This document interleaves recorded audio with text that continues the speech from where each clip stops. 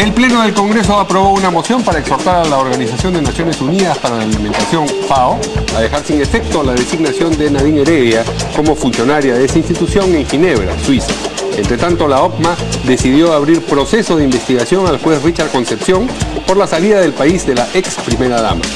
El diario El Comercio, por su parte, dio cuenta de algunos movimientos inmobiliarios del expresidente Humala. En septiembre último, el exmandatario cedió en anticipo de legítima un departamento y una cochera ubicados en Miraflores a su hija mayor. El gobierno autorizó la extradición de Manuel Burga, expresidente de la Federación Peruana de Fútbol, a los Estados Unidos, donde es requerido por la justicia, junto con altos mandos de la FIFA, por presunta asociación ilícita para delinquir. El abogado de Burga, César Nakazaki, sostuvo que esta decisión del gobierno se dio para que no se hable del caso Nadine Heredia. El premier Fernando Zavala, por su parte, aseveró que no hay ningún tipo de desvío de información y que la decisión ha correspondido a un trámite administrativo regular del Consejo de Ministros. Y el congresista Carlos Brus aseguró que con Saavedra o sin él la reforma universitaria continuará, al tiempo de afirmar que hay un grupo de congresistas vinculados a universidades que quiere censurarlo y que existe una campaña persistente contra él. De otro lado, la vicepresidente Mercedes Arauz consideró que no correspondía una interpelación al titular de Educación porque ha mostrado su disposición a acudir al Congreso para dar explicaciones sobre los cuestionamientos a su sector. Entre tanto, el vocero de la bancada de Fuerza Popular, Luis Galarreta, afirmó que no hay un maltrato al ministro Saavedra. Lo que hay es un acto democrático, sentenció. El presidente de Colombia, Juan Manuel Santos, y líder de las FARC, Timo León Jiménez, alias Timochenko, firmaron un nuevo acuerdo por la paz tras 53 días de renegociaciones que incluyeron las propuestas de los partidos del no y que tendrá que ser refrendado por el Congreso. Santos aseguró que en 150 días todas las armas de las FARC estarán en manos de las Naciones Unidas y que con este acuerdo las FARC desaparecerán. Timochenko, por su parte, dijo estar harto de la violencia en Colombia e invocó a la población a cerrar filas en torno a este acuerdo definitivo. Y usted tiene que seguirnos en nuestra página web www.canaln.pe, que quiere estar informado las 24 horas del día.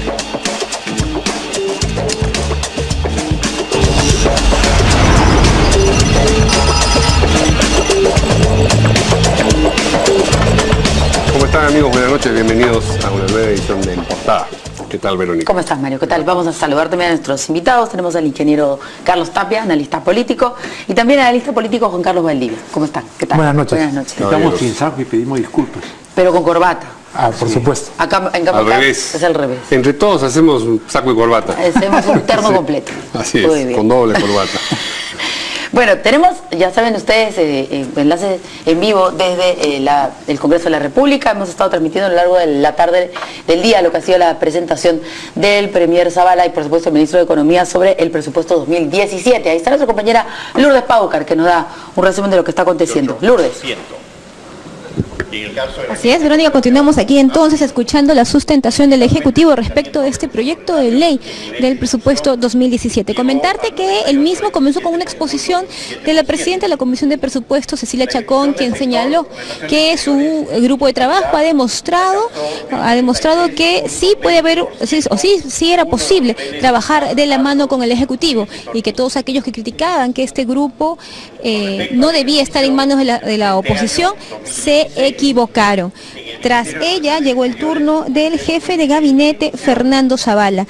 Él señaló que en total son 142.472 millones de soles los que contempla este presupuesto este presupuesto para el año 2017.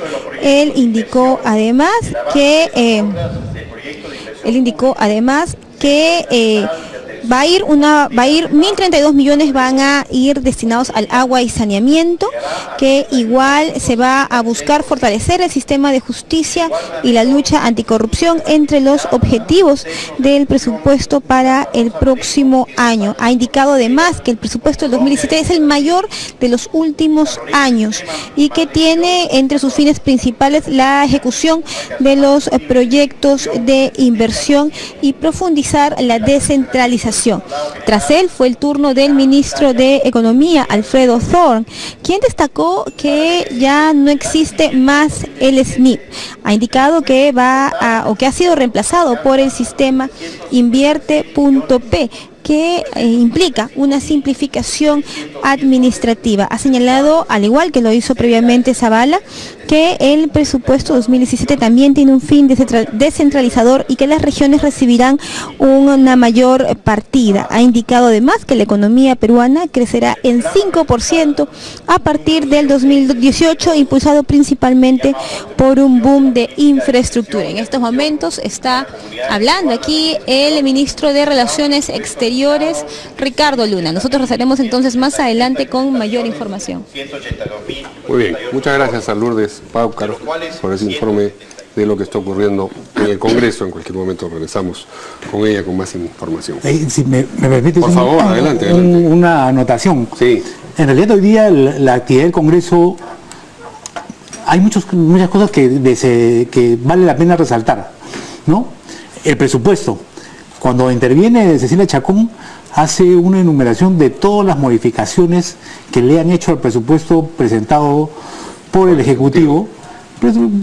Mover partidas a provincias, crear unidades ejecutoras, sobre todo de salud, que puedan hacer más eficiente el gasto, ¿no es cierto? Cosa que de lo que yo tengo memoria, es la primera vez que sucede desde el año 92, ¿no es cierto? Por lo menos. Antes del 5 de abril. Después del 5 de abril, siempre la mayoría parlamentaria ha sido la del gobierno, claro. Y entonces el presupuesto iba y salía por un tubo, ¿no? Había una discusión y se nota una cosa valiosa. Lo segundo que ha sucedido hoy día, antes de la discusión de la ley de presupuesto, es que el Congreso ha decidido incorporar a cerca de 10.000, la verdad es que en el debate se daban varias cifras, unos decían 9.000, otros decían 12.000, sí, servidores CAS. Ajá, a salud. En salud, al régimen regular de contratación, lo cual seguramente para los trabajadores es absolutamente positivo, es un reclamo que pero tenían. Lo que no se dijo en ningún momento del debate es cuánto iba a costar, ¿no? Entonces es una decisión en la cual el fujimorismo con la izquierda han hecho pesar. ¿Cómo es esa alianza extraña? Bueno, pero han hecho pesar sus números y lo han sacado adelante. Y en la mañana sucedió otra cosa que también vale la pena hacer notar. Se votó una ley de aguas, de votos de junta de regantes, que es una cosa de estas complicadas en el agro, ¿no? Pero que la izquierda se opusieron los de Alianza para el Progreso, y la izquierda se salió del hemiciclo, y por lo menos 10 o 20 fujimoristas también se salieron del hemiciclo para no votar.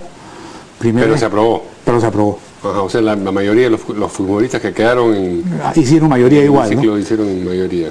Pero ahí creo que es la primera vez que se ve, por lo menos en este Congreso, una división. Ajá. Había cuenta como tema que ha tocado el tema del presupuesto. El presupuesto es la expresión cuantitativa de un programa de gobierno. Se acabaron las discusiones tontas. Lo que se decía, yo digo que primero va a ser acá, segundo, y los profesores están mal pagados, no. Entonces, el presupuesto cuantifica eso. Este proyecto de presupuesto dice que para el año 2018 un profesor no va a ganar menos de 2.000 soles. En este momento un suboficial de tercera de la Policía Nacional sale ganando 2.650 soles. ¿Ya? Un suboficial brigadier llega a ganar 4.000 soles. Un profesor principal de una universidad gana 4.000 soles. Más que un médico. Entonces, por eso están en huelga los profesores de las universidades. El SUBTE está preparando la huelga y la CGTP ya resolvió su nueva junta directiva. O sea, lo que se nos viene va a ser una cosa que no es posible que el presupuesto que está siendo aprobado es el que se va a ejecutar. Pues, ¿por qué? Porque así como el presupuesto es la expresión cuantitativa, lo que se gasta es producto de la correlación de fuerzas en este país, así es. Ha sido antes de Fujimori y después de Fujimori. O sea que vamos a ver qué cosa es lo que sucede ahora. Ahora empieza. Ya. Muy bien. Ahora sí empieza. Quería precisar que aquí en gestión sí dan el monto que tú estabas preguntando. Te dice que durante el debate se informó que el costo de este traslado de los trabajadores CAS de salud sería alrededor de 260 millones de soles. Por año. Ah, sí, claro. Sí, claro. Y son, bueno, según lo que dice gestión, 12.000. 12.000. Sí. Dice que son 50.000 trabajadores en la salud, que esto es el 22% de los trabajadores. Muy bien, eso es entonces, como decía el ingeniero Tapia, lo que se nos viene, pero ahora vamos a hablar de lo que se nos fue. Y esto que hemos tocado a los 700 oficiales de la Policía Nacional. 790. 790 Son casi 800, ¿no? que han pasado al retiro justamente estando en el cuadro de mérito y por lo tanto Salen con el grado superior. con el grado superior. Y cuando ya pasan a coronel tienen entonces los bonos que pasan para la pensión. O sea, plata. Todo esto, por eso digo, el presupuesto de la expresión cuantitativa de la orientación política. Así es.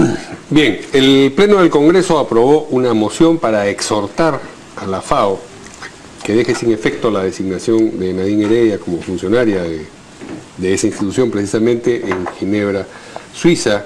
Y, digamos, esa es una reacción la que ha ocurrido en el Legislativo. De otro lado, en el Poder Judicial también la OCMA ha decidido abrirle proceso al juez Richard Concepción, que fue el que recibió la solicitud o la información, la notificación de que la señora iba a dejar el país y no tuvo a bien, digamos, ni darlo a conocer ni reaccionar de forma alguna. Y entonces, bueno, lo van a investigar porque presumen que puede haber existido alguna intención, digamos, no ajustada a derecho en su manera de reaccionar. Vamos a escuchar primero lo que ha dicho el premier Zavala sobre lo que ocurrió en su momento cuando el Ejecutivo pidió que se extendiera el impedimento de salida para Nadine. A través de la Procuraduría. A través de la Procuraduría, y esto no ocurrió. Este ha sido un nombramiento de la FAO. Dos, nosotros a nivel de lo que fue la Procuraduría pedimos que se extendiera el impedimento de salida. Esto no es un tema que le corresponde al Poder Ejecutivo, esto es a nivel del Ministerio Público y el Poder Judicial. Nosotros cumplimos en hacer el pedido correspondiente en el momento correspondiente, que estamos hablando en la segunda semana de octubre. Justamente lo que hemos conversado ahí, tendrá que el Poder Judicial responder por qué no se extendió este impedimento de salida. Por eso se cuestiona la pertinencia de la Cancillería en un tema como el de Nadine Heredia, ¿no? ¿Qué digamos, injerencia tiene el Ministerio de Relaciones Exteriores en este tema particular? La Cancillería lo que ha hecho es expresar su preocupación que un organismo internacional ha hecho este tipo de nombramiento que se puede interpretar como una interferencia en procesos o procedimientos internos en el Perú. Creo que ha sido un buen planteamiento. Bueno, el premier ha salido por todas partes a repetir esto. Me imagino que es lo que más le interesa al gobierno, por supuesto, para... A nosotros que nos revisen es un poco... Claro. A ver, ¿qué dice el ingeniero Tapia, que conoció en su momento tan de cerca a los señores Humala Heredia? Me dice como una acusación. No. Suena una curiosidad. Hoy suena a acusación, pero es curiosidad. Asociación ilícita. Detrás de cámaras queremos durante conocer. 4 años, 10 meses, cumplí el cargo del 2006 al 2010 de asesor político personal del candidato presidencial Ollanta Humala. Ok, 4 años. Nadine Heredia venía a veces a las reuniones entre yo y Ollanta Humala previo permiso que Ollanta Humala me solicitaba para que participara en la reunión. Entonces hablaba, ¿no? No tengo mayor injerencia en esto. Tanto es que mi esposa está totalmente defraudada porque me dice, tú me decías que eras muy importante y en la libera ni siquiera aparece. No sabía es nada. una vergüenza lo que estás haciendo. Me parece la agenda. Claro, ya. Pero sobre ese tema, miren. Yo primero que es una vergüenza, ya es una vergüenza pues para no solamente el Poder Judicial, la Fiscalía, la falta de prevención, la gente que hace decisiones políticas sabiendo que se le cumplían los plazos a Nadine, etc. Pero ojo, muchos perdemos. Nadine pierde. Esa es la primera pregunta que hay que hacer. A ver, muchos perdemos, seguramente vamos a perder porque hasta la FAO Hasta la FAO va a perder, ¿no es cierto? La FAO, oye, de acá, la Cancillería, todo. Vamos a ver, ¿cómo perdería Nadine? Nadine perdería si se queda más tiempo justamente en Europa, porque dicen, no, yo tengo tal defensa, trabajar, y por lo tanto abro todavía un juicio para que mis hijos menores de edad vengan a vivir conmigo, porque como yo fue la marcha separada de mis hijos. ¿Ya? Y cuanto más tiempo sea esto, más repercusión interna va a tener. ¿Cómo es posible que Nadine Heredia esté allá? ¿Por qué es posible? ¿No? El Perú se retira de la FAO, en fin. Esa es una. Y la otra cosa es que Nadine diga, mañana regreso. Vas a ver cómo va a estar el aeropuerto, ¿no es cierto? Van a haber 200 periodistas del Perú, 30 periodistas del extranjero, y Nadine Heredia dando su conferencia. Bueno, ¿cómo decían que yo no iba a dar la cara? Yo doy la cara, ¿qué culpa tengo yo? A ver, que me demuestren que ha sido ilegal. Pero yo no me voy a retractar, yo doy la cara al Poder Judicial, a la Fiscalía. O sea, cuando hay una situación de ese tipo, es que está muy bien pensada. Eso es lo que yo digo. ¿Y en cambio, las dos alternativas, pero en cambio en los otros no hay ninguna decisión bien pensada. Por eso todo el mundo estamos diciendo, perdemos el Poder Judicial, la Fiscalía, el país, todos estamos perdiendo. Y en cambio ella, ¿por qué pierde? Bueno, si se queda, por supuesto que va a perder. ¿Por qué? Bueno, pierde por lo menos de acá al 2018, no, si quería hacer algo, digamos, políticamente. No, va a tener un juicio, ¿no es cierto? Ella va a decir el juicio, ya pues defendiendo esta cosa, y de repente viene y sus hijos lo reciben, no sé qué. Quizás el que pierde más sería Ollanta. Bueno, hoy ya todo el mundo está diciendo, ¿dónde está Ollanta? No lo vamos a dejar salir. Ya hay pedidos del Congreso de la República que están moviendo sus propiedades, que adelanto de herencia, entonces, por supuesto es el más perjudicado. Es un departamento muy pequeño que venía de cuando era alférez, ¿no? Una cosa chica, yo conozco. Pero, digamos, no porque esté bien o mal, sino porque todos ahora estamos buscando a Ollanta Humala y seguramente que tenemos 20 periodistas ahí atrás de él para que no se vaya a ir. Pero yo digo, él pierde. Él ha venido perdiendo. Él venido perdiendo. Hace tiempo. Pero, y Nadine ganando. Por eso digo, ojo, pestaña y oreja con lo que estamos haciendo y no cometer más errores graves, ¿no? ¿Qué dice Juan Carlos Valdivia? Sí, yo creo que Carlos tiene una mirada muy clara de lo que puede suceder, ¿no? Mira, lo primero que hay que ver es sobre responsabilidades en el gobierno, ¿no? O sea, a mí no me deja de llamar la atención la negligencia de Cancillería para hacer esto público, ¿no? Si se enteran, cuando se hayan enterado, el lunes en la noche o el martes a primera hora, lo evidente era que tenían, aparte de hacer las gestiones diplomáticas, discretas, hacer esto público de alguna manera, ¿no es cierto? Dejar que se trascienda a la prensa, que se conozca, que alguien lo supiera, para que finalmente el peso de la opinión pública podría haber logrado que hubiera un retroceso.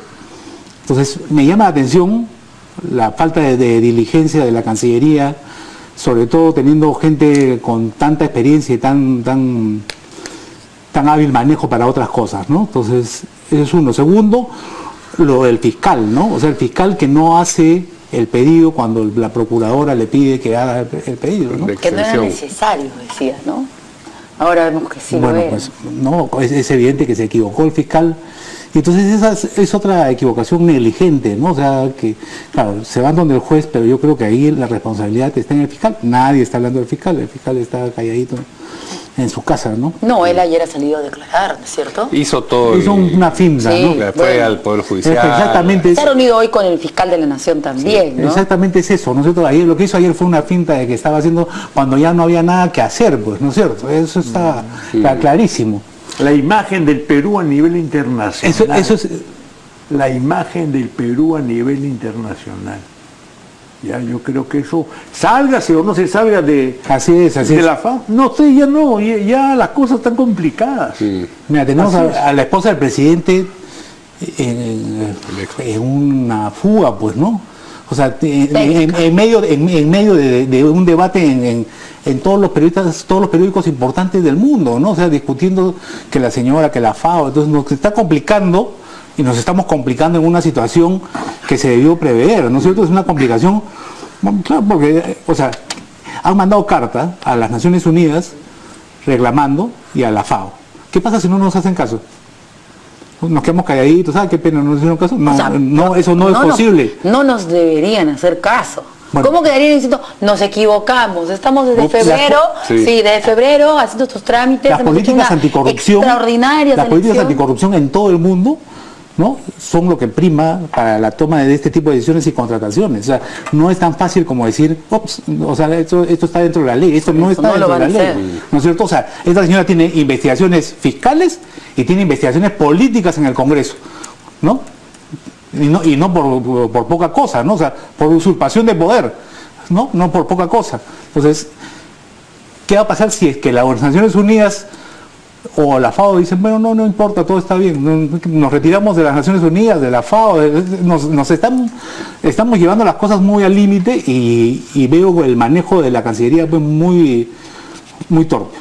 Vamos a escuchar lo que mencionaba Verónica, el congresista Becerril, informando que ha pedido impedimento de salida para el expresidente Humala, y luego el excongresista también Omar Chejade, que con singular delectación está describiendo lo que ha ocurrido como una fuga técnica. Yo creo que ahora hay grave riesgo que también el señor Ollanta y su familia se escape del país. Acabo de presentar el oficio 577 al fiscal de la Nación Pablo Sánchez Velarde, donde solicito medida de impedimento de salida del país al ciudadano Ollanta Humala Tasso y demás personas que se encuentren comprendidas dentro de la investigación fiscal cuyos hechos... Es una fuga técnica, porque se aprovecha un organismo internacional para tener una caparazón legal, un blindaje, es decir, una inmunidad funcional, una inmunidad diplomática funcional. Claro, muchos dirán, pero es para delitos de función. Un momentito.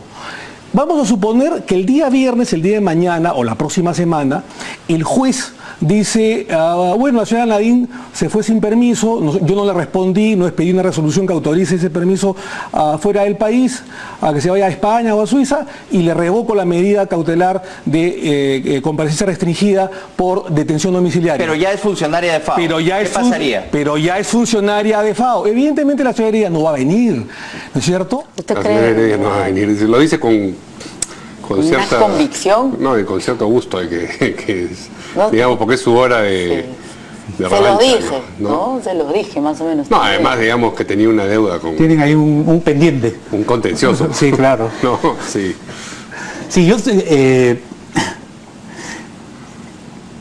mira, cuando la señora Heredia va y dice, quiero que me cambien la obligación de hacer la firma y la huella al consulado, es porque está pensando obviamente en irse con familia y todo. Cuando lo está, se está, mira, ella, por la relación que tienen con este señor de la FAO, se ha podido ir en agosto, en septiembre, octubre, no, se está yendo en noviembre para dejar que llevarse a sus hijas en diciembre, si es que al final la estrategia es esa, irse con todos en diciembre, que termine el colegio, se van todos, es una salida ordenada, ¿no? Todo al parecer indica eso. O sea, en noviembre las niñas deben estar terminando el colegio la próxima semana, y entonces están listos para ir, ella puede volver a firmar acá y después volverse a ir con todos como si nada. Ahora, el plan que tú estás diciendo no iba a funcionar si es que no se le levantaba el impedimento de salida del país, ¿no es cierto? Así que este plan... ¿De quién? Por eso digo, o sea, porque todo pareciera como que muy bien montado, pero como que contaran con ese detalle, dices tú. Pequeño problemita que se liberó, digamos, en octubre, ¿no? Y de ahí ya, ahora sí, continuaron con el plan, se cumplió. Porque si no, eso era imposible, ¿no? No, por supuesto. Entonces ahí creo que tienen que responder las autoridades. El fiscal y el Poder Judicial tienen que responder, por supuesto. Pero lo escuchaba a Chejade decir, es un plan técnicamente armado, ¿no? Creo que fuga técnica, dicho. O fuga técnica. Creo que en este país las cosas no funcionan así. Hay mucho de circunstancias, de azar. Improvisación. De repente se dieron cuenta que no tenemos esta fecha, ¿no es cierto? Yo voy a... La puerta está abierta, claro, corre. Así es, o sea, ojalá en el país se trabajara políticamente así, con planes, costos, beneficios, lo suficientemente inteligentes. No, creo que sale más bien al cocacho las cosas. Ahora, la decisión del Congreso de hacer esta este comunicado, esta solicitud a la FAO, multipartidaria, unánime. La verdad es que nuevamente pues son muchas intervenciones políticas en una situación en la cual debería tener un procedimiento, un procesamiento técnico, no tan político. Pero bueno, ya eso es lo que hay hoy día y hay que esperar qué va a suceder, ¿no? Ahora, con todo esto le estamos dando también herramientas a la defensa, me imagino, porque el señor Royet durante la conferencia hablaba cada rato de que el Estado peruano, que no puede intervenir, que en la Cancillería.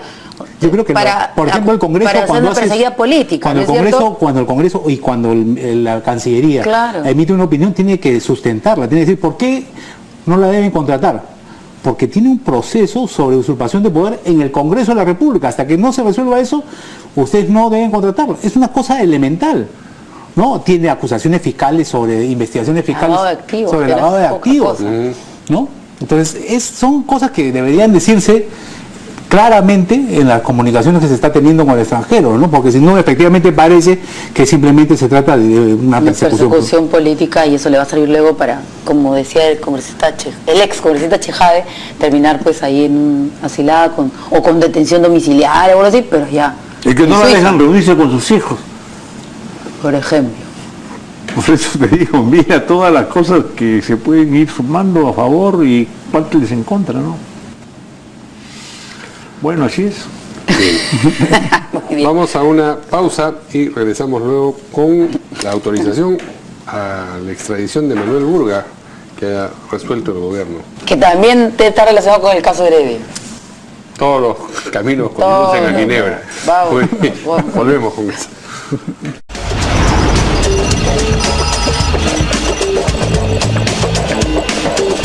Bueno, el gobierno hoy día, salió publicado en el diario El Peruano, autorizó a través del Ministerio de Justicia y la PCM la extradición del señor Manuel Burga a los Estados Unidos por un delito extraño y rarísimo que acá se conoce como asociación ilícita para delinquir.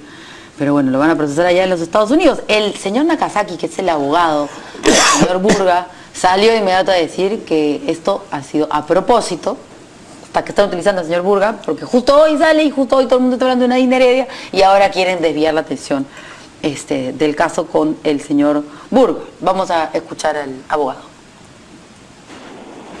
Bueno, sorpresiva, como bien señalas, Augusto, porque tuvimos el cuidado de enviarle una carta notarial a cada ministro, entregándoles la resolución por la cual el habeas corpus iba al Tribunal Constitucional donde ya se encuentra el caso, y esperamos que al chiclayano le den el mismo trato del chino, me explico. Un ciudadano chino cuando recién se resolvió, el gobierno decidió la extradición, el ciudadano chino empieza su habeas corpus, dura 6 meses y el gobierno respeta esperar que el Tribunal Constitucional se pronuncie. Lo mismo esperamos a nosotros, porque nosotros no recién lo vamos a iniciar ahora, ya lo iniciamos hace bastante tiempo, ya está en el TC, por eso digo, pido el mismo trato que para el chiclayano. Muy bien. El chino y el chiclayano, ¿cómo es la distinción? Los chiclayanos son con persecuciones legales también, ¿no? Castañeda. Más de uno, sí. Había un ciudadano chino que estuvo acá y que su país lo estaba pidiendo con extradición, y de acá no se le quería enviar porque la pena que él tenía en China era de fusilamiento, bueno, no sé cómo lo matarán, pero lo mataban. Esa era la pena, ¿no? Y entonces este señor hizo una serie de argumentaciones legales para tratar de quedarse acá, pero al final el peso, vinieron funcionarios chinos, y al final lograron la extradición, ¿no? Sabemos si en efecto... No, eso es lo que después dijo el presidente allá, ¿no? O sea, sí, nos pasan el dato de producción que ya el Tribunal Constitucional ahora en la tarde, corpus, así que, ya rechazó el habeas corpus. Sí, así que ya era un trámite que supuestamente estaba pendiente, ¿no? Pero ya... Burga tenía todo un lobby para evitar la extradición, ¿no? Porque era una decisión que correspondía al Consejo de Ministros. Entonces el Consejo de Ministros ha tenido esto varios meses en cartera, ¿no? Y y no se tomaba la decisión y se posponía la decisión semana tras semana, que era uno de los temas que ya en los últimos 2 meses le preguntaban todos los miércoles al presidente del Consejo de Ministros, decía, la siguiente semana está en agenda, la siguiente semana, entonces no se resolvía, ¿no? Y bueno, ayer se resuelto, ¿no? Pero vamos a escuchar al Premier, precisamente, otra vez. Este señor nunca descansa. Le contaba a Mario que luego de estar contigo en la hora N, estuvo en Canal 5, en la noche en un programa a las 11 de la noche, hoy día en radio, luego se fue. Dios mío, ¿cuánto va a aguantar ese señor? Yo no sé. Vamos a... Ojalá bastante. No, sí, digo, o sea, lo lamento, digo, porque es un esfuerzo, pero sobrehumano. Vamos a escuchar qué dijo sobre el caso de... Si el caso de Nadine Heredia fuera el caso de Burga fuera una cortina de humo para desviar la atención de Nadine Heredia. En plazos normales del trámite administrativo, nosotros en los consejos de ministros permanentemente revisamos procesos de extradición. En este caso se evaluó la extradición de Manuel Burga junto con otras 22 extradiciones. Estamos hablando de extradiciones pasivas y activas. Eso se hace regularmente cada cierto tiempo los miércoles en Consejo de Ministros. ¿Se plantea el hecho de que esto podría ser una decisión para desviar la atención precisamente del caso Nadine Heredia? No hay ningún tipo de desvío de información. Este es un trámite administrativo que tiene que cumplir el Consejo de Ministros. Se hace regularmente, por lo menos una vez cada mes. Ayer tocó Consejo de Ministros, habían varios procesos, estamos hablando no solo de uno, sino de 23 casos, ya sea de extradición activa o pasiva, que se han tramitado de acuerdo a ley. Estaba encima del tema, ¿no? Ingeniero Tapia, seguimos hablando de Nadine Heredia. No, primero sobre lo de la pena de muerte en China. ¿Ya? En realidad, desde el año 2013, cuando ya Xi Jinping es presidente, hay una lucha contra la corrupción estatal muy grande, ¿no? Aquellos que se demuestra que han recibido una coima o han participado de un acto de corrupción en el Estado de 100.000 yuanes, que eso es... debe ser $16.000, okay, o menos, lo fusilan.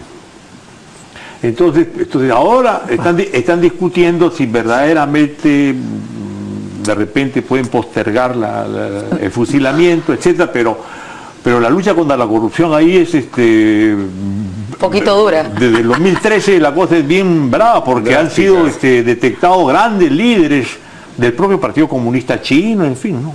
Bueno, esto primero sobre cosas, no los amarran del cuello, no como, sino lo fusilan, ¿no? Ya. Sobre lo de el caso de Burga, ¿no? No soy muy aficionado al fútbol, yo soy ajedrecista y ¿cómo se llama? Y soy hincha del Sport Boys, ¿ya? Entonces me doy cuenta que el Sport Boys está a punto de bajar de la segunda ya a la Copa a la distrital, ¿no? Pero sí creo que Burga, no en términos legales que no conozco mayormente, sí que es uno de los causantes de que en el fútbol peruano no se haya producido un repunte cuando habían suficientes recursos, capacidades, etcétera, ¿no? Ahora, si procede legalmente la deportación en el caso de Burgas a Estados Unidos, que se haga. Si no procede, que no procede, pues no veo más. Ahora, no creo que lo que dice Nakazaki es que es muy buen abogado, ¿no? Sea para ocultar, ¿cómo se llama? El tema de la cortina de humo. No, pues ahí ya se le pasó, ¿no es cierto? Ahí ya se le pasó, ¿no? Lo ha sorprendido, creo que por eso es que salió con esa respuesta. No ha buscado usar un argumento para... No hay tema posible que en estos momentos pueda tapar lo de Nadine Heredia. Por supuesto. No se me ocurre. Por supuesto. No se me ocurre. No, pero además este es un tema que estaba pendiente, ¿no es cierto? O sea, de lo que se trata la extradición es porque los han encontrado recibiendo coimas a toda la organización de lo que se llamaba antes la Confederación Sudamericana de Fútbol, ahora se llama otra cosa, creo, ¿no? La Conmebol, ¿no? Entonces, a todos ellos, a todos los dirigentes los han agarrado. Burga alega que a él lo han investigado y que no le han encontrado. ¿Y a los demás no han mandado a Estados Unidos? Está en Estados Unidos, sí, claro. No petío, ¿no? ¿Cómo? No petío, hay que decirle. Sí. No, pues a todo el mundo lo está llevando, ¿cómo se llama? ¿No? ¿Por qué? Porque eres hincha de qué, del MUNI, ¿de dónde? Porque eres peruano. Pero ya, bueno, se han regularizado las cosas. Pero mucha gente cree, digamos, si uno escucha las opiniones en radio, sobre todo, que se lo están llevando porque es culpable de que no se haya clasificado Perú un montón de niños. Dice que bueno que se lo hayan llevado. Sí, por fin. Yo también he escuchado eso. No, pero claro, digamos, hay una sensación de que se va a hacer justicia por eso, no por otra circunstancia, ¿no? Y cuando yo he dicho lo de la pena de muerte en China, después he pensado ya, yo, pucha, porque mucha gente me dice, así también, así debe ser, así debe ser acá. Claro. O sea, hay que moderar las cosas, ideas, porque como se llama, hay que evitar que llegue al poder el ingeniero Tapia. Casi. No, pero que no bajan el Sport Boys, pues. Ya usted se encarga, pues, ingeniero. Bien, tenemos unas declaraciones para ver el tema de repente procesal y qué ha pasado sobre con el caso de Manuel Burga. Tenemos acá un byte del señor Ortecho. Teniendo en cuenta lo que ha sucedido con otros imputados, con otros procesados en el caso FIFA Gate, difícilmente yo veo que le apliquen una sentencia de 20 años. Eso es lo que contempla la norma, ¿no? Es hasta 20 años. Teniendo en cuenta casos similares, lo que probablemente va a suceder es, o lo que seguramente va a suceder es que al llegar a Estados Unidos él va a comparecer ante el juez y se va a determinar una caución, una fianza para que él pueda afrontar el proceso en libertad, con algunas restricciones obviamente no sé si de arresto domiciliario o de algún tipo de dispositivo, GPS o algo por el estilo, un grillete electrónico para que él observe ciertas normas de conducta. Bien, vamos a una pausa, rapidito. Y regresamos con las declaraciones del congresista Bruce sobre el caso Saavedra, el ministro de Educación.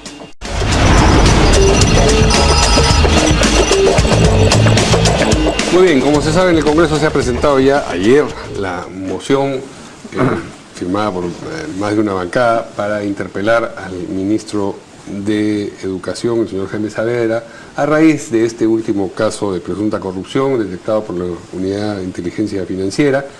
Pero lo cierto es que, como comentaba Verónica ayer, de las 18 preguntas, 4 son sobre ese tema y 14 son sobre los Juegos Panamericanos. Y esto desde antes ha venido generando un debate o, digamos, una controversia política más que un debate, en el que el gobierno argumenta permanentemente que lo que existe detrás de esta ojeriza o aparente ojeriza, sobre todo del fujimorismo y del APRA respecto de Saavedra, es un ánimo de echarse abajo la nueva ley universitaria. De hecho, ahora el congresista Carlos Bruce aseguraba una vez más que con Saavedra o sin él la reforma universitaria continuará. O sea, no crean que porque terminen censurando a Saavedra va a dejar de existir o de seguir adelante esta reforma, ¿no? Y dijo también que hay un grupo de congresistas vinculados a universidades que quieren censurarlo. Tenemos sus declaraciones.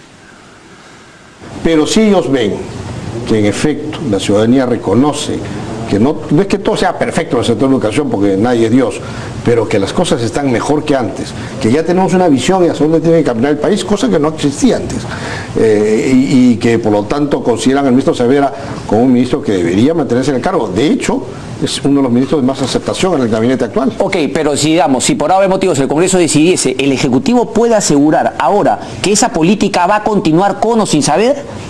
Bueno, por supuesto que el tema universitario va a continuarse con o sin Saavedra, así que los que creen que sacando a Saavedra solucionan el tema de tirarse abajo a los SUNEDU, se equivocan. Carlos Cruz. A ver, ¿qué dicen acá nuestros invitados? Bueno, yo primero estoy de acuerdo en que la reforma que se está haciendo al sistema universitario es básicamente correcta, y lo digo con conocimiento porque yo viajo por el Perú en las universidades provincianas de corte estatal, ¿no? Y francamente la cosa suena muy bien complicada, ¿no? Hasta en el propio San Marcos, antes de las elecciones, ¿no? Yo creía que me reunía con los decanos, todos eran de negro con su corbata, y eran pues la seguridad del rector, ¿no? Entonces, era como una mafia ahí enquistada, así era, bien difícil era. Yo fui una vez con el general Quiabra y decíamos, ¿serán los decanos? Y tú dices, no, es seguridad. O sea, no puede ser, ¿no? Ahora, creo que sí se pueden hacer algunos reajustes, modificaciones, particularmente en el sistema El mismo ministro está empujando, ¿ah? Él se ha reunido con rectores de las universidades nacionales para hacer un proceso de reformas, de cambios, de ajustes de la ley. Claro. ¿Qué cosa, por ejemplo? El sistema que aparece controlado por el gobierno y que no recoge la autonomía de las universidades para decidir su destino, ¿no? El problema es que la autonomía no puede estar también fuera de la ley, ¿no es cierto? Tiene que estar dentro de la ley. Y en el proyecto, yo me acuerdo de eso, no estaba eso. O sea, en el proyecto inicial de Mora. No estaba eso. Y después lo metieron. Entonces, lo que es un error, eso podría ser cambiado por un sistema en que no los rectores propios de las universidades, sino académicos de reconocimiento global puedan ser seleccionados, o los que seleccionen el grupo con esas calificaciones y potestades para poner un poco de orden en las universidades nacionales, porque francamente si no. Y lo segundo, yo no creo, me van a disculpar porque se van a molestar conmigo, que haya condiciones para que el ministro de Educación y el gobierno sigan con lo de las Olimpiadas, los Panamericanos, en una situación que estamos de desorden, de falta de tiempo, de falta de plata, de crisis. Hay un momento que hay que ser realista, ¿ya? Y no angustiarnos más, pues, porque decimos, ¿y cuándo van a hacer? ¿Dónde van a hacer? ¿En qué zonas? Las zonas, he visto de que hay zonas que dicen no se puede hacer acá las canchas, ¿por qué? Porque el terreno no es antisísmico, y ya estamos pues ya 3 años, ¿no es cierto? No, o sea, ya, eso para en el caso de Saavedra, 3-2, claro, y no complicar las cosas con lo de las Juegos Olímpicos. ¿Qué piensa Juan Carlos Valdivia acerca de este argumento del oficialismo de que detrás de todo esto hay una conspiración para echarse abajo la reforma universitaria?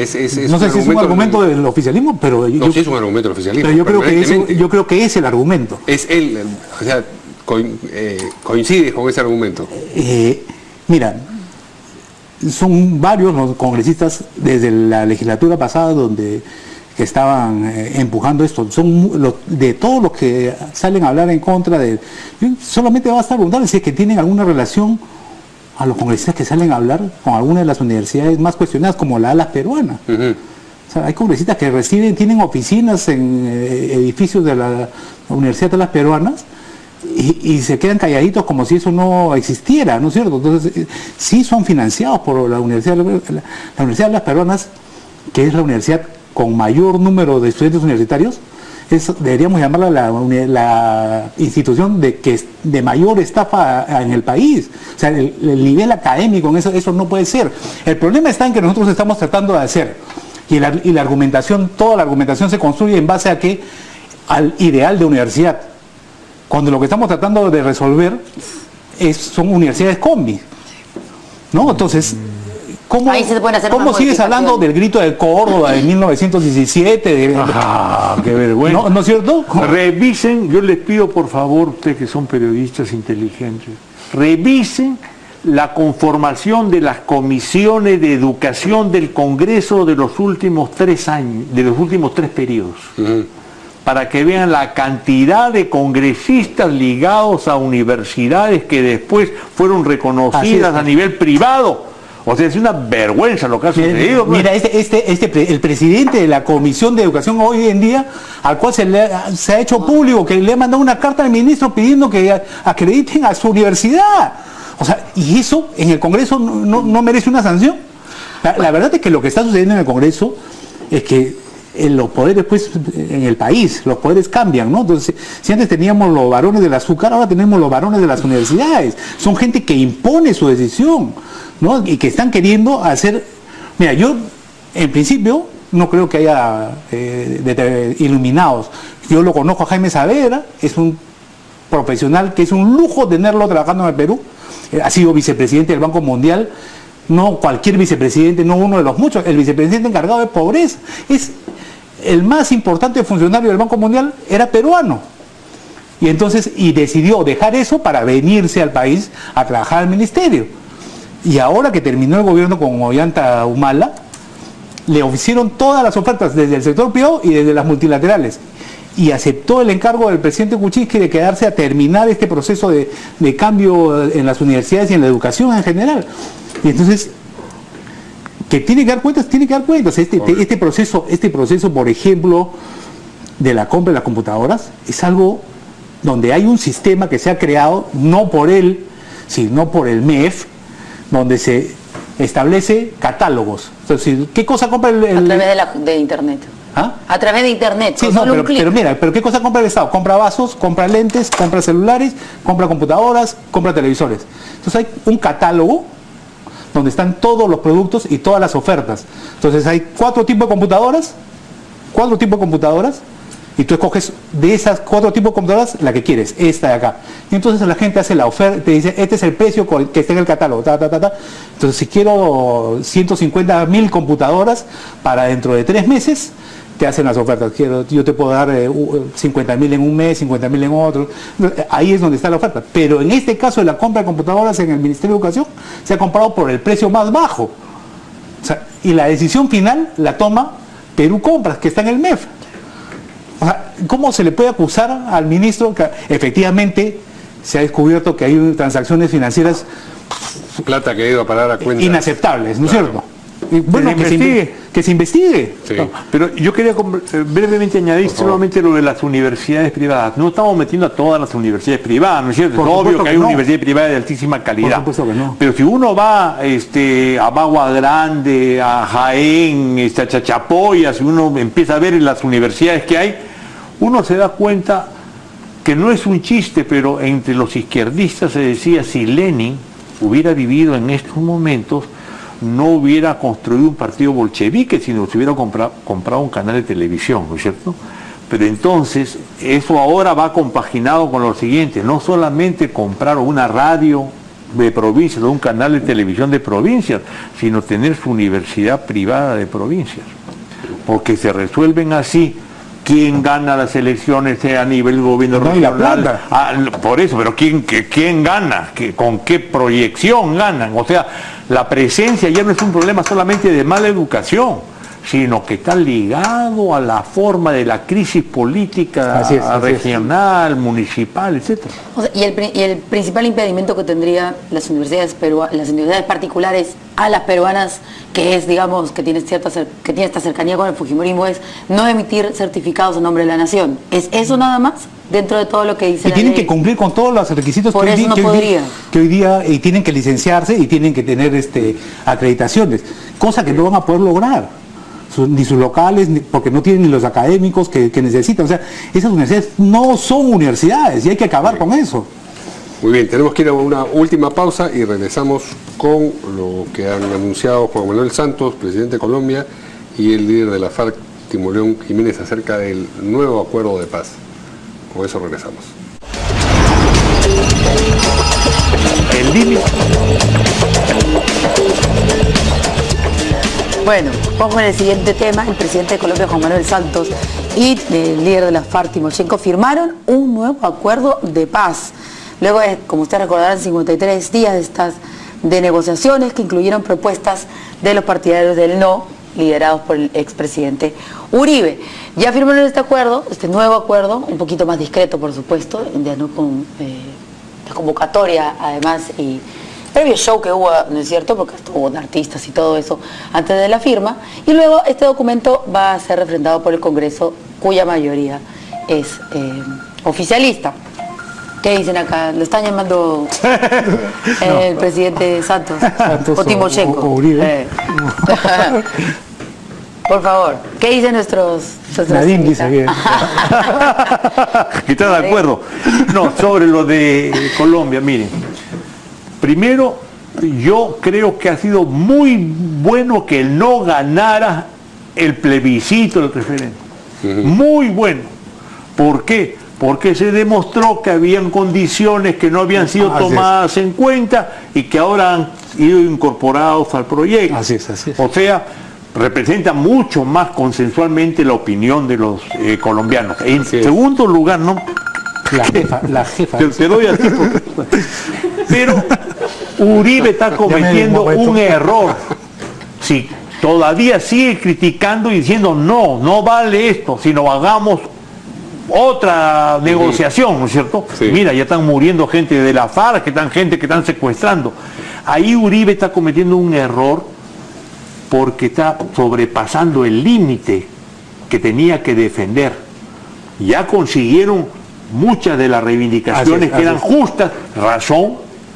La ventaja que tenía ya la perdió, porque el que ha salido premio Nobel no es él, sino es Santos, y por lo tanto hay que aplaudir nada más que de una vez termine las acciones para llegar, firmar, ya lo firmaron el acuerdo de paz y ya seguir para adelante. No creo que Uribe, con las elecciones que se avecinan, va a sacar más ventaja de la que ya sacó.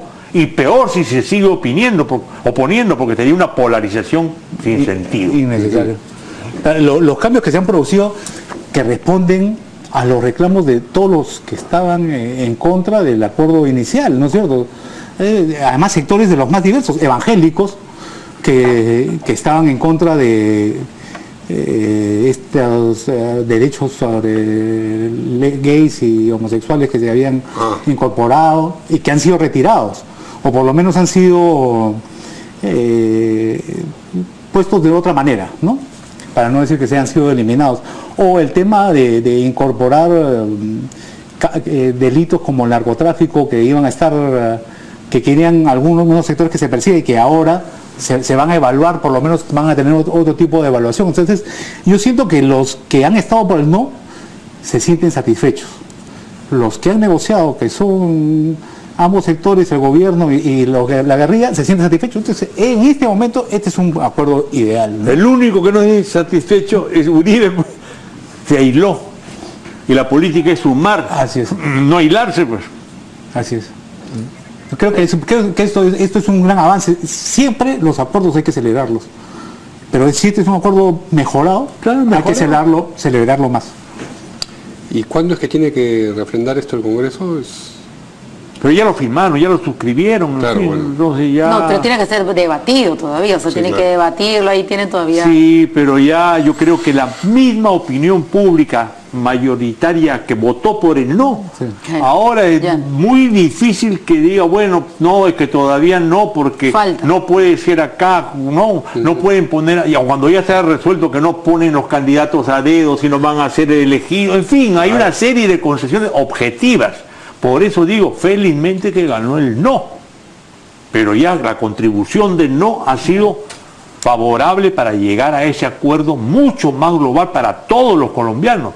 Y aquel que se oponga a eso ya se aísla, ¿no? Y aislarse en política es la derrota, ¿no? ¿Cuándo van a ser las elecciones? Creo que es el 2018. O sea, el próximo año es año electoral, de campaña. De campaña. Muy bien. Muchas gracias a nuestros invitados de esta noche. Interesante este tema internacional final. Y bueno, nos vemos mañana aquí en Portada. Buenas noches. Hasta mañana.